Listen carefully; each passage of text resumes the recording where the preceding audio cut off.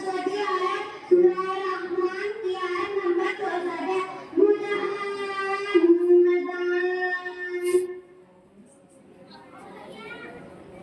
और तो मैं सबसे पहले कुरान करीम के हाफिज़ हज़रत मक्का उमर रज़ियल्लाहु अन्हु की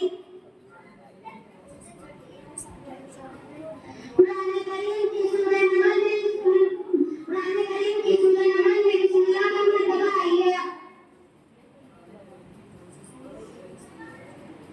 कुरान करीम की सूरह तौबा बिस्मिल्लाह से शुरू होती है। कुरान करीम की सूरह यासीन को कुरान करीम का दिल कहा जाता है।